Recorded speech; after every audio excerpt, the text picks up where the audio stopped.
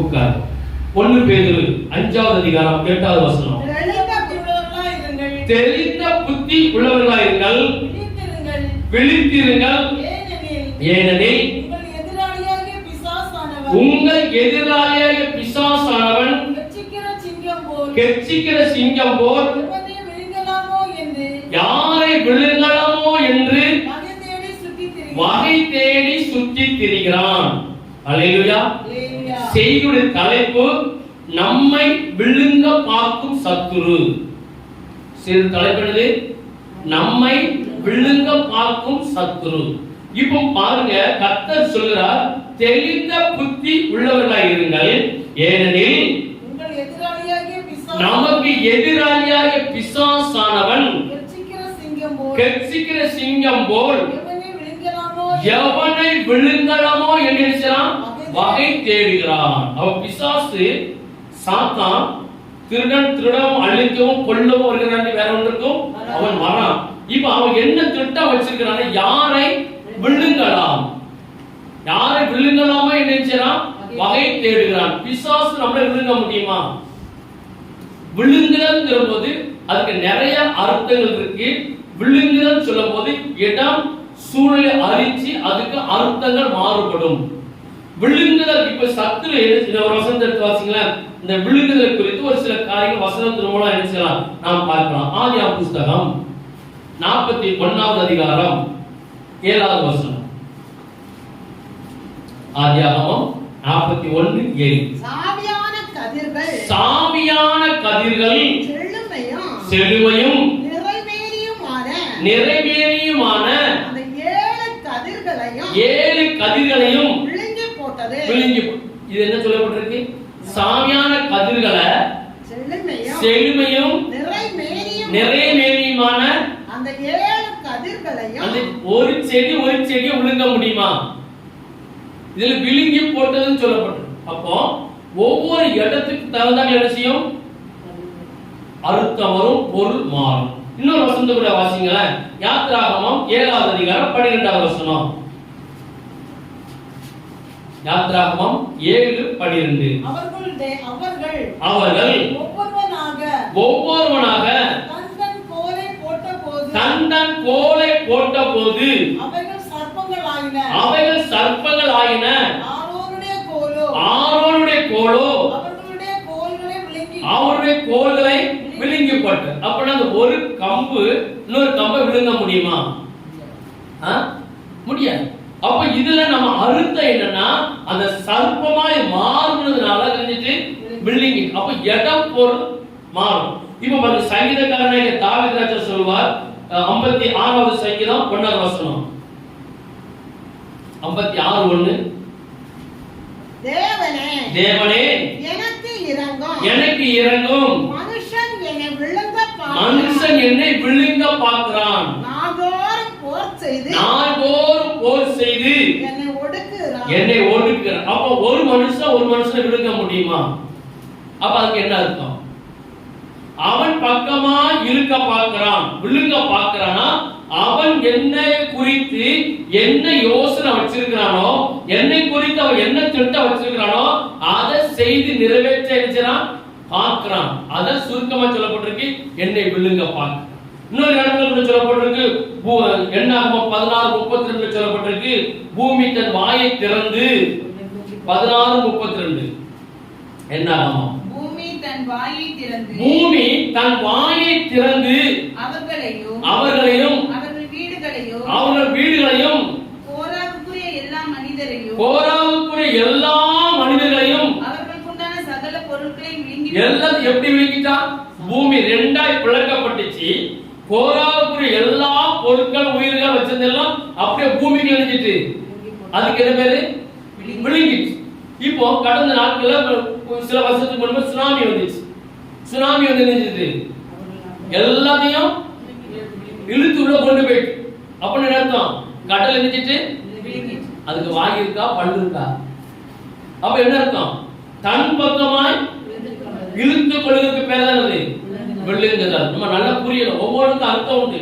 இப்போ பார்க்கிறோம், சத்ரு நம்மளை விழுங்கலாம் என்று வகை தேடுகிறான். அப்போ இப்பிரபஞ்சத்தின் அந்தகார லோகாதிபதியாகிய சத்துரு, வானம் மண்டலத்தில் பொல்லாதாகிய சத்துரு, தேவனால் ரட்சிக்கப்பட்ட பிள்ளைகளை, தேவனால் தெரிந்து கொள்ளப்பட்ட பிள்ளைகளை தன் பக்கமா இருக்கிறது கவனிச்சனா பிரயாசப்படுறது. அதுக்கு பேர் தான் என்னது? விழுங்குதல். அப்ப விழுங்குதல் போது அவன் பக்கமா இழுக்கணும். நரகம் யாருக்காக உண்டாக்கப்பட்டது? பிசாசுக்காக, தள்ளப்பட்ட தூதருக்காக உண்டாக்கப்பட்டது. இப்போ அந்த தூதர்களை, தள்ளப்பட்ட தூதர்களை யாரெல்லாம் தெய்வம் என்று வணங்குறார்களோ அவங்களுக்கு எங்க பெறுவாங்க? எங்க பெறுவாங்க? நரகம் உண்டாக்கப்பட்டது யாருக்கு? பிசாசுக்கு. தேவனால் தள்ளப்பட்ட தூதர்களுக்கு நரகம் உண்டாக்கப்பட்டுச்சு. இப்போ தள்ளப்பட்ட தூதனை யாரெல்லாம் வணங்குகிறார்களோ, தெய்வமா ஏற்றுக்கொண்டு அதுக்கு பலி செலுத்துகிறார்களோ அவங்களும் அவன் போற இடத்துக்கு நினைச்சிருவாங்க. அப்ப அவன் என்ன செய்யறான்? என்ன செய்யறான்? விழுங்குகிறான். அவன் பக்கமா இழுத்துக் கொள்ளுகிறான். இப்ப நமக்கு ஒரு 4 காரியம் இருக்கு. யாரெல்லாம் விழுங்கப்பட்டார்கள்? நிறைய வேதத்துல நிறைய இடத்துல சொல்லப்பட்டிருக்கு. நம்ம ஒரு 4 பேரை குறித்து தெளிவாய் நம்ம என்ன பார்க்கலாம். முதல்ல நம்ம பார்க்க போறது ஆதாமையும் ஏவாளையும் நம்ம என்ன பார்க்கலாம். ஆதியாகம புத்தகம் 3ஆம் அதிகாரம் 1ஆவது வசனத்தை வாசிங்க. தேவனாகிய கர்த்தர் உண்டாக்கின சகல காட்டு ஜீவன்களை பார்க்கிலும் சர்ப்பமானது தந்திரமுள்ளதாய் இருந்தது. அது ஸ்திரியை நோக்கி, நீங்கள் தோட்டத்தில் உள்ள சகல விருட்சங்களின் கனியையும் புசிக்க வேண்டாம் என்று தேவன் சொன்னது உண்டோ என்று என்றது. ஸ்திரீ சர்ப்பத்தை பார்த்து, நாங்கள் தோட்டத்தில் உள்ள விருட்சங்களின் கனிகளை புசிக்கலாம், ஆனாலும் தோட்டத்தில் நடுவில் இருக்கிற விருட்சத்தின் கனியை குறித்து தேவன் நீங்கள் சாகாதபடிக்கு அதை புசிக்கவும் தொடவும் வேண்டாம் என்று சொன்னார். இது முதல் பகுதி. சர்ப்பமானது ஏதேன் தோட்டத்துக்குள்ள போய் கர்த்தர் அந்த பிள்ளைகளுக்காக எல்லாவற்றையும் உண்டாக்கினார். எல்லாவற்றையும் உண்டாக்கிட்டு தான் மனுஷனை உண்டாக்கினார்.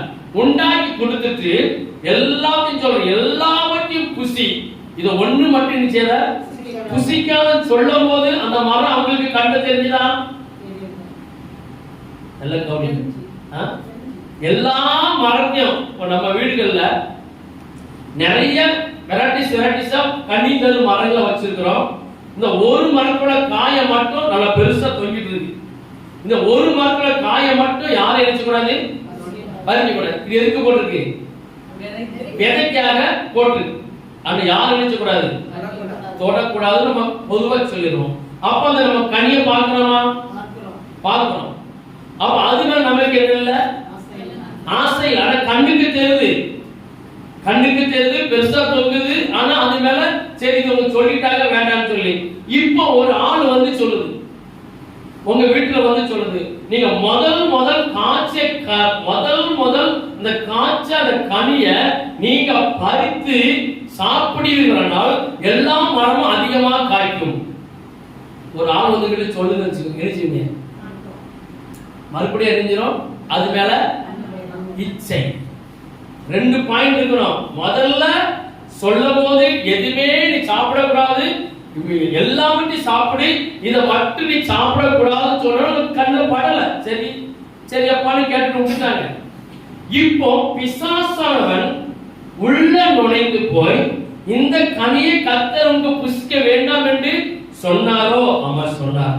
நீங்க புசிக்கும் நாளிலே உங்கள் கண்ணில் நிச்சயம் திறக்கப்படும் சொன்ன உடனே அந்த கண்ணுக்கு எப்படி ஆயிடுச்சு? இனிமை, ஒரு இச்சை, அது மேல ஈர்ப்பு. உடனே பறிச்சாங்க, சாப்பிட்டாங்க. சத்து அவனுக்கு நினைச்சான், அவன் பக்கம் இழுத்துட்டான், வில்லிங்கிட்டான். ஏதேன் தோட்டத்துக்குள்ள போய் சர்ப்பம் யார விழுங்கினா? ஆதாமையும் ஏவாளையும் விளக்கப்பட்டதன் மேல் ஆசை வைத்தான். எது வேண்டாம் என்று கர்த்தர் விளக்கினாரோ அததான் பிசாசு நம்மகிட்ட காமித்து அதன் மேல ஒரு ஆசை வைத்து அதன் மேல ஒரு ஈர்ப்பை குறித்து அவன் விழுங்கி விடுவான். ஆதாமும் ஏவாளும் தோட்டத்தை விட்டு துரத்தப்பட்டாங்க. சும்மா துரத்தல, நீ இருக்கிற காலமெல்லாம் வேதனையோடு நீ பிள்ளை பெறுவாய். நீ இருக்கிற காலமெல்லாம் நீ வேலை சிந்தி நீ சாப்பிடுவாய் சொல்லிட்டார். அது உனக்கு முள்ளும் குறுக்குமா இருக்குன்னு சொல்லி அனுப்பிட்டார். அப்போ நம்ம முதல்ல பார்க்கிறோம், அந்த சர்ப்பம் அந்த ஏவாளை எப்படி அவன் பக்கமா இழுத்து கொண்டான். இச்சை கர்த்தர் தொடாத சொன்னா விட்டுட்டு, அதே போல நம்ம கம்முன்னு நினைச்சணும். செய்யாதேன்னு சொன்னா செய்யக்கூடாது, பார்க்காதேன்னு சொன்னா பார்க்க கூடாது, பேசாதேன்னு சொன்னா பேசக்கூடாது, உட்காராதேன்னு சொன்னா துன்மார்க்கனுடைய ஆலோசனை கேட்காதுன்னு சொன்னா கேட்க கூடாது, பாவின் வழியில் நிக்க கூடாதுன்னா நிக்க கூடாது, பரியாசக்காரன் உட்கார இடத்துல போய் உட்காருன்னு சொன்னா உட்கார கூடாது. நம்ம போய் உட்கார்ந்துட்டோம்னா அவன் அங்க ஈஸியா வந்து நம்மள அவன் பக்கம் இழுத்துருவான். இழுத்த பிறகு நாம் தப்பிப்பது மிக கஷ்டம். அப்ப யாரை விழுங்கலாமோ என்று அவன் வகை தேடி சுத்திட்டு இருந்தான். அவன் கண்ணுல ரெண்டு அழகான ஒரு குடும்பம், இதுவரைக்கும் முதல் பிள்ளை கூட பிறக்கல, கர்த்தரால உண்டாக்கப்பட்ட ஒரு ஆணும் பெண்ணுமா ஒரு நல்ல குடும்பத்துக்குள்ள போய் அவன் பக்கமா இழுத்து கொண்டான். அப்ப யாரை விழுங்கலாமோ என்று வகை தேடுகிற அர்த்தம் என்ன? அவன் பக்கம் இழுத்து கொள்ளுதல். இன்னைக்கு அநேக பிள்ளைகள் யாரால இழுத்து கொள்ளப்படுகிறார்கள்? யாரால? முன்னால பாருங்க, இப்ப இந்த வண்டி இருக்குதான்னு தெரியல, இந்த சென்னையில பாத்தீங்கன்னா இந்த ஒரு கார் ஒன்று போகும், பெரிய லாரி, கீழே புள்ள என்ன வச்சுப்பாங்க, மேக்னெட் நினைச்சுவாங்க, புள்ள மேக்னெட் வச்சு இந்த ரோட்ல கலந்து கிடக்கிற போல்டு நட்டு ஆணி அதெல்லாம் எடுக்கிறதுக்குன்னு நினைச்சாங்க. அது வச்சு அந்த கார் போகும், பையா போகும், கீழே கிடக்கிற நபர் நினைச்சிடும், கீழே விழுந்து கிடக்கிற போல்டு ஆணி இரும்பு ஐட்டாலாம் அந்த பேக் நினைச்சிடும். ஏன்னா டயர் பஞ்சர் ஆகக்கூடாதுங்கிறதுக்காக முன்னால ஒரு இருந்துச்சு, அது அப்படி மேக்னெட் ஒரு காலால வச்சிருப்பாங்க. அந்த நாட்கள்ல ரோடுல அது என்ன செய்யும், கிடக்குற இழுத்துட்டே போவோம். அப்ப அந்த காந்தத்துக்கும் அந்த இரும்புக்கு என்ன இருக்கு, ஒரு ஈர்ப்பு சக்தி இருக்குது. அதே போல கர்த்தருடைய பிள்ளைகளுக்கும் பிசாசுக்கும் என்ன இருக்கு, ஒரு ஈர்ப்பு சக்தி அவன் பயன்படுத்துறான். நீங்க நல்ல கர்த்தருக்குள்ள இருந்திருப்பீர்களானால் அந்த காந்தத்துல தங்க என்ன செய்யாது ஒட்டாது. அப்ப நம்ம சுத்த பொண்ணா இருக்கும் போது, நம்ம அதுல எல்லாம் கரை திரை எல்லாம் எடுத்துட்டு நாம் சுத்த பொண்ணா இருக்கும் போது அந்த மேக்னெட் பவர் நம்ம என்ன செய்ய முடியாது, இழுக்க முடியாது. அப்ப இன்னைக்கு பாருங்க, சத்துருவானவன் யாரை விழுங்கலாம், தேவனால் தெரிந்து கொள்ளப்பட்ட பிள்ளைகளை விழுங்கலாமா என்று சொல்லி வகை தேடுகிறான். இவங்க எதுல மாட்டாங்க, இச்சைங்கிற கனில மாட்டிட்டாங்க. 31வது வசனத்தை வாசிங்க. இல்லையோ 13வது வசனத்தை வாசிங்க. அப்பொழுது தேவனாகிய கர்த்தர் ஸ்திரீயை நோக்கி, நீ இப்படி செய்தது என்ன என்றார்.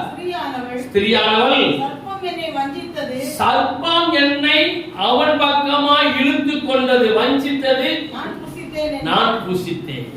அப்ப சில நாட்களில, சில காலங்களில, சில சூழ்நிலைகள்ல சர்ப்பம் போல பிசாசு எந்த வேடத்தையும் இருந்துச்சுவான், சர்ப்பமாய் வருவான், மாடாய் வருவான், யானையாய் வருவான், குரங்கா வருவான், குதிரையாய் வருவான், நொண்டி மனுஷனா வருவான், டிப்டாப் மனுஷனா வருவான், பரதேசி கோலத்துல வருவான். நம்ம எப்படி இருக்கணும்,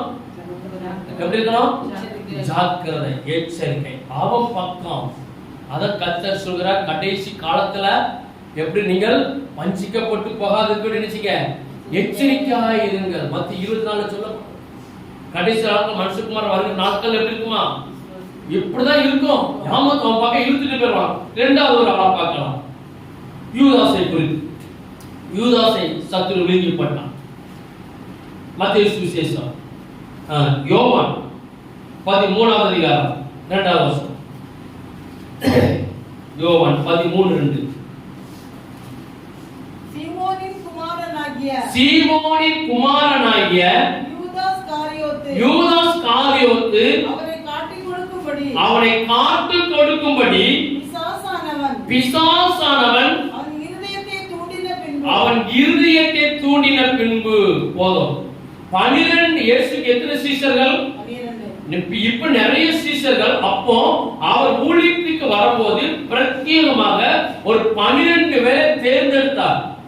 எத்தனையோ மனுஷன் மீன் பிடிச்சிட்டு இருந்தாலும், எத்தனையோ ஜனங்கள் இருந்தாலும், கர்த்தர் ஒரு 12 பேரை தான் சொல்லிக் கொடுக்கிற உபதேசங்களையும் தான் கற்றுக் கொடுக்கிற காரியங்களையும் பூமி எங்குமே பிரஸ்தாபம் பண்றதுக்காக ஒரு 12 பேரை தேர்ந்தெடுத்தார். அது தேர்ந்தெடுக்கப்பட்டவன் யாரு? ஒரு ஆளு யூதாஸ். யூதாஸுக்கு என்ன பொறுப்பு கொடுக்கப்பட்டுச்சு? பண பை, ட்ரெஷர். அவர் ஊழியத்துக்கு போகும்போது நிறைய நிச்சயம் போல காசுகள், காணிக்கைகள், தங்கம், வெள்ளி அப்படி எல்லாம் கிடைக்கும். அவர் நினைச்சணும் அந்த பணப்பைய வச்சு எதுக்கெல்லாம் செலவு பண்ணிருக்கு, எல்லா வரவு செலவு ஆண்டவர் நினைச்சதை இயேசுகிட்ட கொடுக்கணும். இப்ப பணப்பைய வச்சிருக்கிறார். இப்போ பாருங்க, அந்த 12 பேருக்குள்ள ஒரு ஆளை பிசாசு செஞ்சுட்டான். என்னஞ்சிட்டான்? கண்ணை விட்டான். 12 சீஷர்கள் யாருக்குள்ள போலாம்? யாருக்குள்ள போனா நம்ம காரியத்தை நிறைவேற்றி அவனை யாரெல்லாம் நம்ம பக்கம் இழுக்கலாம் என்று சொல்லி அவன் 12 பேரையும் சோதிக்கும் போது எந்த அண்ணாச்சி மாட்டினாங்க? யூதாஸ் அண்ணாச்சி மாட்டிட்டார். எப்படி மாட்டினார்? அந்த வசனத்தை மீண்டும் வாசிங்க. சீமோனின் குமாரனாகிய யூதாஸ் காரியோத்து அவரை காட்டிக் கொடுக்கும்படி பிசாசானவன் அவன் இருதயத்தை தூண்டினான். பிசாசு பண ஆசையை கொடுத்து, பண ஆசை எல்லா தீமைக்கும் வேர். ஒரு மரம் ஸ்ட்ராங்கா நிக்கணும்னா அதுக்கு என்ன வேணும்? வேர் வேணும். பக்கத்து கிளை வேர், ஆணி வேர் வேணும். அப்ப பண ஆசையை கொடுத்துட்டோம்னா பிசாசு அவன் பக்கம் சேர்க்கலாம், இழுத்து விடலாம் சொல்லி அவன் தீர்மானப்பட்டு 12 பேரையும் அவன் அப்படியே பண்ணினான். அதுல மாட்டினது யூதாஸ் மாட்டிக்கிட்டான். இப்ப பாருங்க, மத்தேயு சுவிசேஷம் 27வது அதிகாரம் 3வது வசனம். மத்தேயு 27:3. அப்பொழுது அவரை காட்டிக் கொடுத்த யூதாஸ் அவர் மரண ஆக்கினைக்குள்ளாக தீர்க்கப்பட்டதை கண்டு மனஸ்தாபப்பட்டு, அப்போ காட்டி கொடுக்கும் போதும் காசு வாங்கும் போதும் ஆண்டவரை குறித்து அவனுக்கு தெரியல. நம்ம காட்டி கொடுக்க போறோமே, இப்படி அவர் கூட இருந்துட்டு, ஊழியத்தில் அவர் கூட இருந்துட்டு, அவர் தந்த ஆகாரத்தை சாப்பிட்டு, அவர் தந்த தாவந்திகளை கிருபையும் நான் பயன்படுத்தி இருக்கும்போது தெரியல. யூதாஸுக்குள்ள சத்துரு புகும்போது என்ன செய்யல? ஒரு சரீரத்துக்குள்ள சத்துரு உள்ள வரும்போது யாருக்கும் தெரியாது, போகும்போது தெரியும். போகும்போது என்ன செய்யும்? அலக்கழிக்கும். ரெண்டா உள்ள வருது தெரியாது, உள்ள இருந்து பலவீனப்படுத்தும் போது நமக்கு என்ன செய்யும்? தெரியும்.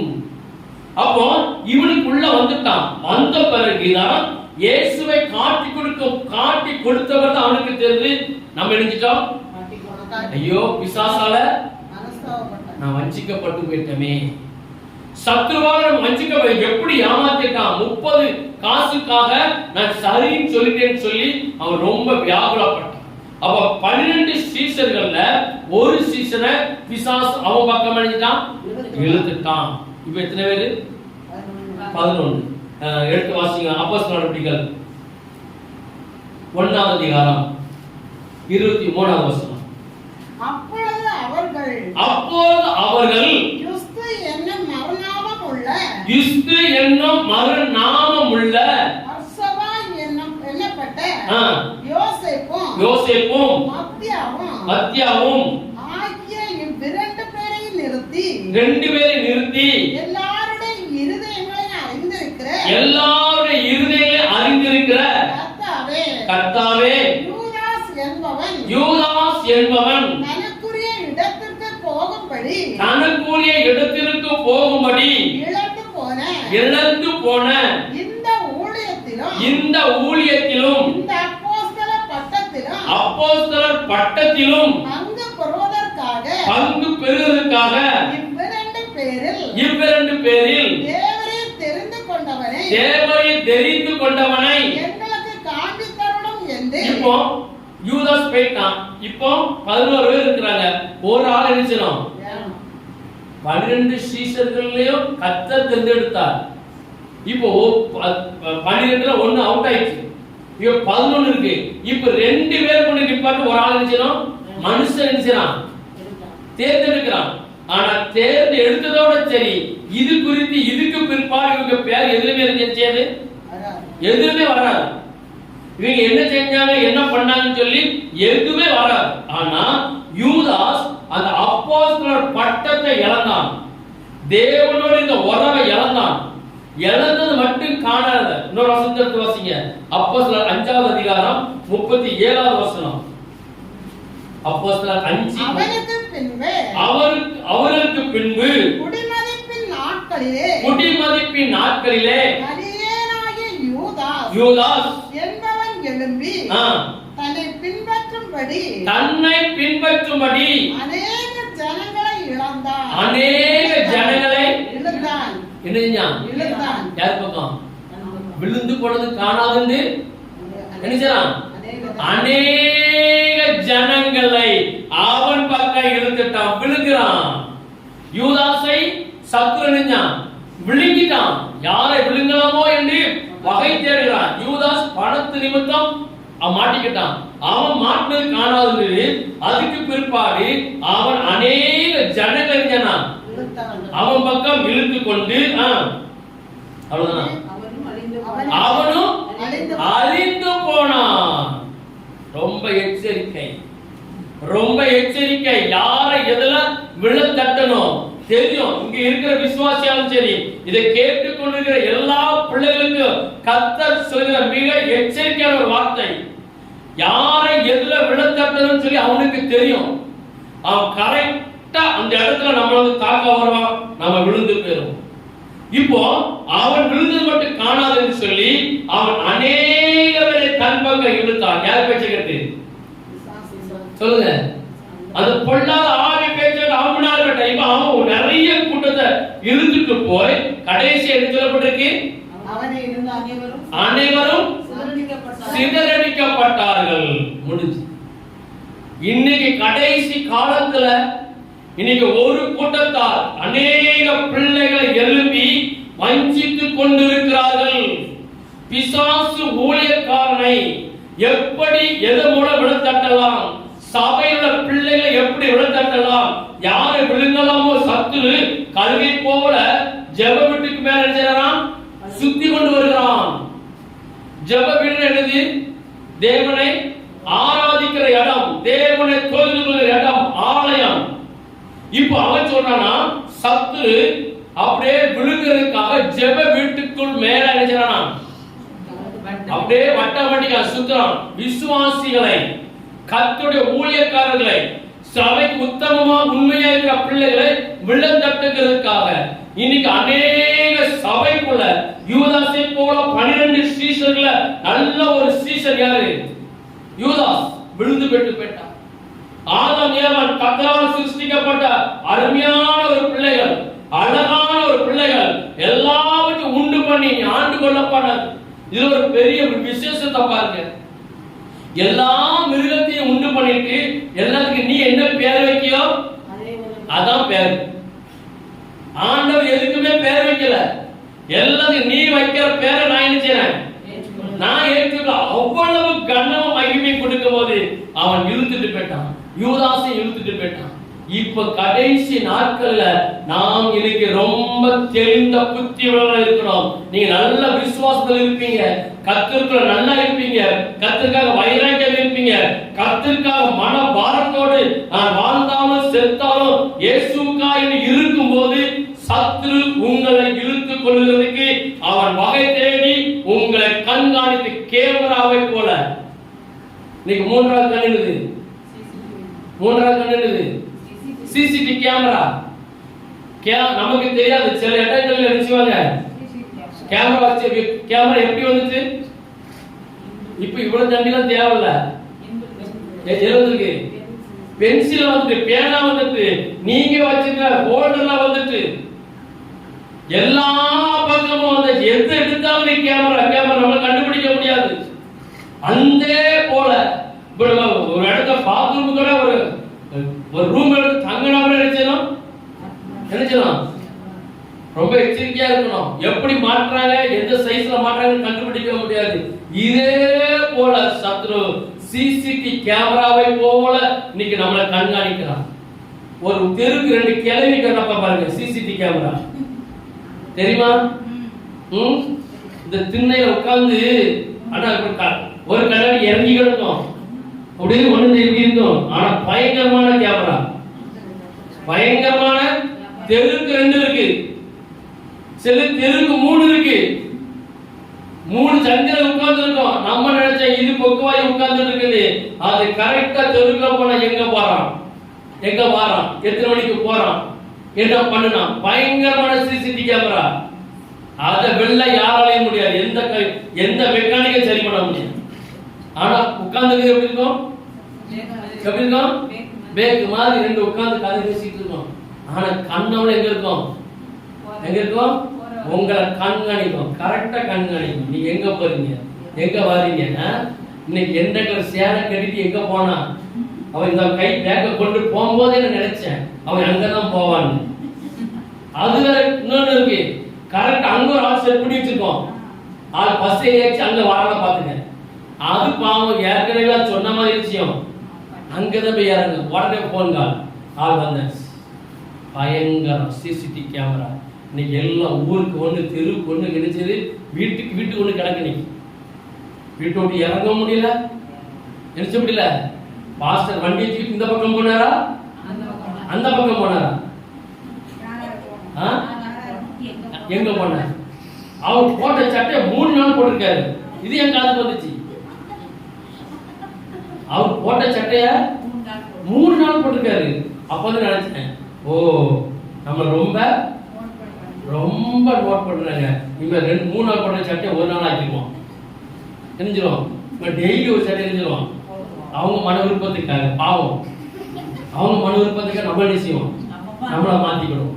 இப்ப அதனால நினைச்சோம் டெய்லி ஒரு சட்டை. எப்ப எப்படிலாம் நம்ம நினைச்சாங்க கண்காணிக்கிறார். இன்னும் நிறைய இருக்கு சொன்ன, நீங்க நிறைய நீங்க சிந்திக்க ஆரம்பிச்சிருவீங்க. ஆனா சத்ருவானவன் அதை காட்டிலும் விசுவாச பிள்ளைகளை நரகத்துக்கு கொண்டு போறதுக்காக வகை தேடி கொண்டிருக்கிறான். பெரிய பெரிய பரிசுத்தவான்கள் என்ன செய்யறாங்க இன்னைக்கு, நினைச்சாங்க அவன் விழுகிட்டான், அவன் பார்க்க இழுத்து கொள்ளப்பட்டான். அவன் ஊழியம் நடக்கும், நல்ல ஆரவாரம் இருக்கும், நல்ல ஆராதனை இருக்கும், எல்லாமே நடக்கும். ஆனா தேவனுடைய ஆளுகை இருக்காது. அல்லேலூயா, அல்லேலூயா. அதுல வந்து நீங்க பாத்தீங்கன்னா ரொம்ப நிறைய வித்தியாசங்கள் இருக்கும். இன்னைக்கு மக்கள் என்ன நினைக்கிறாங்க, ரொம்ப ஆரவாரமா அப்படியே கர்த்தர்தான் ஊழியம் நினைக்கிறாங்க. இல்ல, நாம் கர்த்தர் நமக்கு கற்றுக்கொண்டது, நீ உலகம் எங்கும் போய் சர்வ சிருஷ்டிகளை செய், சுவிசேஷத்தை அறிவித்து அவனை செய், அவனை சீசராக்கு, அவனை சீசராக்கி பிதா குமாரன் பரிசுத்த நாமத்தை அவனுக்கு செய், ஞானஸ்நானம் கொடு. அப்ப நமக்கு என்ன வேலை, விசுவாசிகள் ஆகிறதுக்காக யார் ஆகணும், சீசர் ஆகணும். ஆனா இன்னைக்கு யாரும் சீசராக விடல. அவன் திட்ட அவன் பக்கம் இழுக்கணும். சரி, 3வது நபர் வேகமா பார்க்கலாம். யாத்ராம் புஸ்தகம் 32வது அதிகாரம் 1வது வசனம் முதல் 9வது வசனம் வரை. மோசே மலையிலிருந்து இறங்கி வர தாமதிக்கிறதை ஜனங்கள் கண்டபோது அவர்கள் ஆரோனிடத்தில் கூட்டம் கூடி அவரை நோக்கி எகிப்து தேசத்திலிருந்து எங்களை அழைத்து கொண்டு வந்த இந்த மோசேக்கு என்ன சம்பவித்ததோ என்று அறியோம். ஆதலால் நீர் எழுந்து எங்களுக்கு முன் செல்லும் தெய்வங்களை எப்படி பிசாசு எங்க போயிட்டான், யார்கிட்ட போயிட்டான், யார்கிட்ட போயிட்டான், ஆரோன், கர்த்தரால் தெரிந்து கொள்ளப்பட்ட தேவதாசன். ஆரோனை போல அழைக்கப்பட்டவருடைய இந்த கனமான ஊழியத்தை என்ன செய்ய முடியாது, செய்ய முடியாதுன்னு சொல்லப்பட்டது. அப்போ ரெண்டு பேர் இருக்கிறாங்க. கர்த்தர் மோசே சொன்னா, நீ பாப்பா மலைக்கு வா, நான் உன்னை நிறைய காரியத்துல பேசணும். இவரு போயிட்டார். போய் 40 நாள் ஆகுது.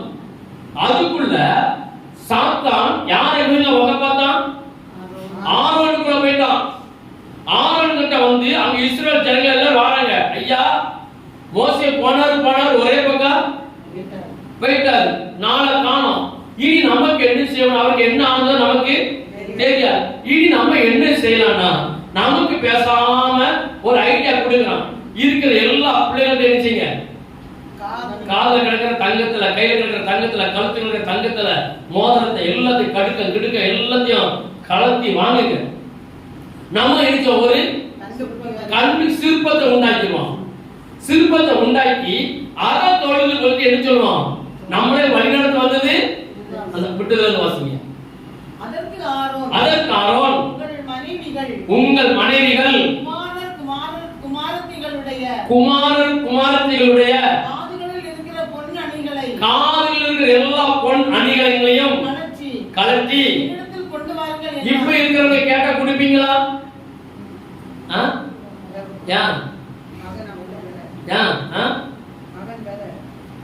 பவுல் வேலையோ அந்த காலத்துல இதே வேலை தான். அன்னைக்கு இருக்கிற காலத்துக்கு தங்கத்துக்கு என்ன உண்டு சொல்லுங்க? அன்னைக்கு கா பைசா அரை பைசா பைசா காலத்துல இருக்கிற தங்கத்துக்கு அந்த காலத்துல அந்த தங்கத்தை வாங்க முடியாத நபர்கள் இருந்தாங்க. என்ன செஞ்சாங்க? இருந்தாங்க. அன்னைக்கு இருக்கிற அந்த பொருளாதாரத்திலையும் அந்த தங்கத்தை கூட வாங்க முடியாம இருந்தாங்க. என்ன செஞ்சாங்க?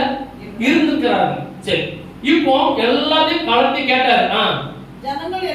ஜனங்கள் எல்லாரும் காதுகளில் இருந்த பொன்னணிகளை கலட்டி ஆரோனிடத்தில் கொண்டு வந்தார்கள். கையிலிருந்து அந்த பொன்னை வாங்கி 9 வருஷம் வரைக்கும் அந்த பொன்னை வாங்கி சிற்ப கருவினால் கருப்பிடித்து ஒரு கண்டுக்குட்டியை வார்ப்பித்தான். அப்போது அவர்கள் இஸ்ரவேலரே உங்களை எகிப்து தேசத்திலிருந்து அழைத்து கொண்டு வந்த இவைகளே சொன்னது யாரு? ஆரோன். கர்த்தரால் அபிஷேகம் பண்ணப்பட்ட ஆரோன் யார் கையில போயிட்டான்? சொல்லுங்க. பிசாசு கையில போயிட்டு அவன் சொல்றான், உங்களை விடுவித்துக் கொண்டு வந்த தெய்வத்தை கண்டுபிடி. இதை எல்லாரும் செய்வோம், வணங்குவோம். எப்படி போது பாருங்க கடைசி காலத்துல. இன்னைக்கு நாம் ரொம்ப கவனமா இருக்கணும். நம்மளை வழி நடத்துகிற பரிசுத்த ஆவியானவரா, நம்மளை வழி நடத்துகிற பிசாசா, நாம் ரொம்ப தெளிவா இருக்கணும். யூடியூப பாத்தீங்கன்னா எங்க பார்த்தாலும் ஒரே ஊழியர் பிரசங்கம் இருக்குது. நீங்க என்ன விதமான பிரசங்கம் கேட்கலாம், அதுல சரியா இருக்குதா, அது சரியா போதிக்கிறார்களா, நமக்கு சரியா நம்ம ஆவிக்கு அதுக்கு ஒத்து போவதை பார்க்கணும். எல்லாம் நம்மளை விளக்கக்கூடிய செய்திகள் அதிகமாய் பரவி கொண்டிருக்கிறது. இப்ப வழி நடத்தி கொண்டு வருகிற தெய்வம் சொல்லியாச்சு. வாசிங்க. அதற்கு முன்பதாக ஒரு பலிபீடத்தை கட்டி நாளைக்கு கர்த்தருக்கு பண்டிகை என்று கூறினார். யாருக்கு? கர்த்தர். செஞ்சது என்னது சொல்லுங்க? செஞ்சது என்னது? விக்கிரக கண்டுபிடியை செஞ்சுட்டு என்ன சொல்றான்? அந்த வாயிலிருந்து யார் பேசுறா? யாரை விழுங்காம வகை தேட பிசாசு ஆரோட வாயில உட்கார்ந்து சொல்றான், நாளைக்கு கர்த்தருக்கு என்னது இது கர்த்தர் கொடுத்த பண்டிகை. நான் ஆரோனே, நான் மோசே கூட நான் போறேன், நான் அவருக்கு 40 நாள் ஆகும். நீங்க தங்கத்தெல்லாம் வாங்கி நீ கருப்பிடிச்ச குட்டி செஞ்சதுக்கு பலிபட்டு உட்கார்ந்துட்டு இரு, நான் வந்து பாத்துக்கிறேன்னு சொல்லிட்டு போனாரு. இல்ல, நல்லா கவனிக்கணும். கண்ணு நாளை உங்களுக்கு பலிபட்டு ஆராதனை சொன்னான். அவர்கள் அதிகாலையில் எழுந்து சர்வாங்க தகன பலிகளை எல்லா ஆடு மாடுல பலி செலுத்தி சமாதான பலிகளை செலுத்தி பின்பு ஜனங்கள் புசிக்கவும் குடிக்கவும் என்ன ஆயிடுச்சு? புசிச்சு குடிச்சு கடைசியில் விளையாட ஆரம்பிச்சாச்சு. பயம் என்ன செஞ்சிச்சு? யாரை குறித்து பயம்? தேவனை குறித்து பயம், தேவனை குறித்து நடுக்கம், தேவனை குறித்த காரியம் எல்லாம் விலகி புசித்து குடித்து உட்கார்ந்து விளையாடுறாங்க. உட்கார்ந்து யாரு? ஆரோனுடைய விசுவாசிகள், மோசேயுடைய விசுவாசிகள் எழுதுறாங்க. இன்னும் அவங்க எங்க போனோம்? எங்க போனோம்? இன்னும் கானான் தேசத்துக்கு போனோம். இன்னும் நிறைய பிரயாணம் இருக்குது. இங்கே பிசாசு உள்ள வந்துட்டான். நம்ம எங்க போனோம்? நீங்க நான் போனோம். எங்க? சத்தமா சொல்லுங்க. அந்த பரம கானானுக்கு போனோம். உங்களுடைய இந்த யாத்திரையில சத்துருக்கு இடம் கொடுத்துறாதீங்க. அவன் திசைமாதி குறுக்கோல கொண்டு வந்துருவான். உங்களை குறுக்கோல டேம் பண்ணி விட்டுருவான். ரொம்ப எச்சரிக்கையா இருங்கள். கேட்டுக்கு போற வாசல் விசாலம் எப்படி இருக்கு? பெருசு. அதாட்டுக்கு போலாம். அவசிய கர்த்தர் மோசேயை நோக்கி நீ இறங்கி போ. எகிப்து தேசத்திலிருந்து நீ நடத்தி கொண்டு வந்த உன் ஜனங்கள் தங்களை கெடுத்துக் கொண்டார்கள். தங்களை கெடுத்துக் கொண்டார்கள். சத்ரு யார ஒழுங்குனா? ஆரோனை. ஆரோன்றது அப்படியே மக்கள் நினைச்சாங்க. அவன் பக்கமா இழுத்து கொண்டான். 19வது வசனம் வேகமா வாசிங்க. அவன் பாளையத்துக்கு சமீபித்து அந்த கன்றுக்குட்டியையும் நடனத்தின் கண்டபோது மோசே கோபம் உண்டவனாகி தன் கையிலே இருந்த பலகைகளை மலையின் அடியிலே எரிந்து உடைத்து போட்டு பாவம். மோசே அழகா ஒரு கற்பனை சொல்லி 10 கற்பனை எடுக்கிறாரு. கர்த்தர் அவர் விரலினால நினைச்சாராம். தெரிஞ்சது அவர் விரலினால 10 கட்டளை எழுதி கொடுத்திருக்கிறாரு. அவன் இங்க வானா இங்க என்ன நடக்கு? இங்க எப்படி இருக்கு? இங்க ஆரவாரம் குசித்து குடித்து எல்லாம் கிட்ட விளையாட்டு ஜோக் அடிச்சு தெரிஞ்சது. அவன் பார்த்தான், டென்ஷன் ஆயிட்டான். ஆவிக்குள்ளாக நான் விட்டுட்டு போன பிள்ளைகள் இப்படி ஆட்டுன்னு சொல்லி கர்த்தர் கொடுத்த பிரமாணத்தை உடைச்சு உங்க திட்டத்தை நினைச்சுவான். உங்க உடன்படிக்கைய, உங்க நோக்கத்தை, உங்க விசுவாசத்தை ஒட்டைக்க வச்சிருவான். உடைச்சா ஒட்டாது. உடைச்சா ஒட்ட வைக்க முடியாது. டெம்பரரியா ஒட்டினாலும் அது என்ன செய்யாது? நிக்காது. உங்களை காலி பண்ணி போடுவான் விசுவாசத்தை. கர்த்தருக்குள் கரெக்டா நினைச்சிடும். நாம விசுவாசத்துல உடன்படிக்கையில தேவன் கொடுக்கிற காரியத்துல சரியா இருக்கணும். யாரை விழுங்கலாம், எப்படி விழுங்கலாம், யாரை கொண்டு விழுங்கலாம், யாரை அனுப்பினா விழுங்கலாம் என்று சொல்லி அவனுக்கு தெரியும். 19 வருஷத்தாச்சா? 35. ஆரோன் செய்த கன்றுக்குட்டியை ஜனங்கள் சேவித்ததன் நிமித்தம் கர்த்தர் அவர்களை உபாதித்தார். சிட்சைப்படுத்தார். நினைச்சாரு. அப்போ ஆரோன் தேவனால் அபிஷேகம் பண்ணப்பட்ட ஒரு ஊழியக்காரர். அவர் நிமித்தம் அநேக ஜனங்கள் விக்கிரகத்துக்குள்ள போயிட்டாங்க. 1 ராஜாக்கள் 17வது அதிகாரம் 16வது வசனம் வாசிங்க. 1 ராஜாக்கள் 17 16. கர்த்தர் எலியாவை கொண்டு சொன்ன வார்த்தையின்படியே அவ 11 அது தங்கள் தேவனை கர்த்தர் 1 ராஜாக்கள். ஆமா, தங்கள் தேவனை கர்த்தர் கற்பனைகளை 2 ராஜாக்களும் ராஜாக்கள் போட்டுருக்கேன். 1 இருக்குது. 2 ராஜாக்கள் 17 16. தங்கள் தேவனாய் 2 ராஜாக்கள் 17 16. தங்கள் தேவனாய கர்த்தரின் கற்பனைகளை எல்லாம் விட்டுவிட்டு 2 கன்றுக்குட்டிகளாகிய வார்ப்பித்த விக்கிரகங்களை போதும். அவங்க என்ன செஞ்சாங்கன்னா விக்கிரகங்களை உண்டாக்கி தங்களுக்கு உண்டாக்கி விக்கிரக தோப்புகளை நாட்டி விக்கிரக தோப்பு நடந்து சொல்லுங்க. தோப்பு நடந்து உங்க வீட்டுல தென்னந்தோப்பு இருக்கு. நல்லா கவனிக்கணும். உங்க வீட்டுல தென்னந்தோப்பு இருக்கு, மாந்தோப்பு இருக்கு, பனந்தோப்பு இருக்கு, கொய்யா தோப்பு இருக்கு. தோப்பு என்னது? தோட்டம். பல மரங்களை சேர்ந்தது என்னது? தோட்டம். ஒரு மரம் தான் பேரு மரம். தோப்புங்கிறது, தோட்டங்கிறது பல மரங்கள் சேர்ந்து இருக்கிறது தோப்பு. தென்னந்தோப்புனா தென்னை மரம் மட்டும் அது என்ன செய்யும்? 25-30 இருக்கும். மாந்தோப்புனா மாமரம் மட்டும் அதிகமா நிற்கும். பனந்தோப்புனா பனைமரம். கொய்யா தோப்புனா அது மட்டும் நெல்லி தோப்பு, நெல்லிக்காய் மரம் மட்டும் இப்படி தோப்புங்கிறது நிறைய சேர்ந்து நிக்கிறது. இதுல தோப்புகளை உண்டாக்கி வானத்தின் சேனைகளை எல்லாம் பணிந்து கொண்டு சேவித்தார்கள். யாரை சேவிச்சாங்க? அப்ப ஆரோனுக்கு வந்த ஆகிறது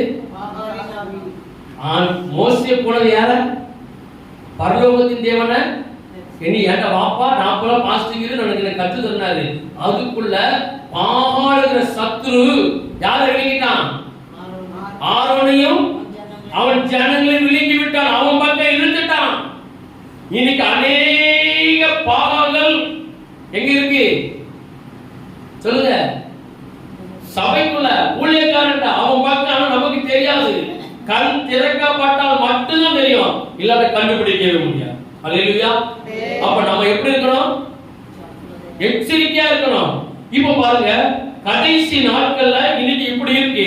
இயேசுவை சோதிக்கிறதுக்காக ஒரு பிளான் போட்டான். நம்ம நேற்று கூட படிச்சோம். மத்தேயு சுவிசேஷம் 4வது அதிகாரம் 1வது வசனம். வேகமா வாசிங்க. அப்பொழுது இயேசு பிசாசினால் சோதிக்கப்படுவதற்கு ஆவியானவராலே வனாந்தரத்துக்கு கொண்டு போகப்பட்டார். அவர் இரவும் பகலும் 40 நாள் உபவாசமா இருந்த பின்பு பசி உண்டாயிற்று. சோதனைக்காரன் அவனிடத்தில் வந்து, எப்படி அவர் பக்கம் நல்லா பாருங்க, இயேசு யார் பக்கம் இருக்க பாக்க? சாத்தான் யார் பக்கம் இழுக்க பாக்க? தேவனையே. அவன் பக்கம் இழுக்கலான்னு வகை தேடி உங்களுக்கு பசி உண்டாயிட்டு நீ என்ன செய்யும்? இந்த கல்லுகளை அப்பமாக்கி நீ சாப்பிடும். அவன் சொல்ல ரைட்டா தப்பா? அவன் சொல்ல ரைட்டா தப்பா? அவன் சொன்னது கரெக்ட். உங்களால எல்லாமே முடியும் சொல்றீங்களா? இந்த அப்பனை கள்ளத்தால அதிர்ச்சியம் அப்பமா ஆக்கி சாப்பிடுன்னு சொல்றான். அவர் பக்கம் இழுக்க பார்க்காம பாருங்க. இயேசு எதுக்கு வந்தாரு?